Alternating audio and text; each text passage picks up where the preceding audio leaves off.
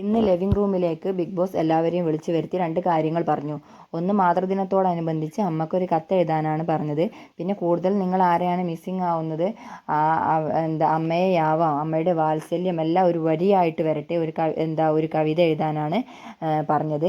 ജിൻഡോ അമ്മയ്ക്ക് കത്തെഴുതിക്കൊണ്ടിരിക്കുകയാണ്. ഡൈനിങ് ടേബിളിൽ ഇരുന്നാണ് കത്തെഴുതുന്നത്. ബാക്കി എല്ലാവരും ഭയങ്കര കളിയും ചിരിയും ബഹളവും ഒക്കെ ആയിട്ട് അതിൻ്റെ ഉള്ളിൽ അങ്ങനെ കളിച്ചുകൊണ്ടിരിക്കുകയാണ്.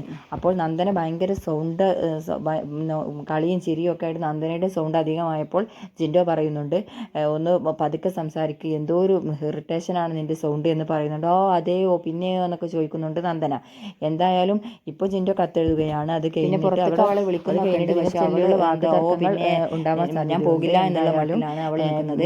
എന്തായാലും ഇതിനെ ചൊല്ലി വാക്ക് കാണാൻ കഴിയാൻ സാധ്യതയുണ്ട്. ജിൻഡോ ഇപ്പോൾ കത്തെഴുതുകയാണ്. ബിഗ് ബോസ് അത് കഴിഞ്ഞിട്ട് എന്തായാലും അടുത്തത് ഇനി എന്തായാലും നമുക്ക് കാത്തിരുന്ന് കാണാം. സബ്സ്ക്രൈബ് ചെയ്യാത്ത കാണാൻ കഴിയാത്ത കൂട്ടുകാർക്ക് ഇതിൽ പിന്നെ നിങ്ങളുടെ അഭിപ്രായങ്ങൾ ഇതിൽ കമൻ്റായിട്ട് രേഖപ്പെടുത്താം. Okay, by.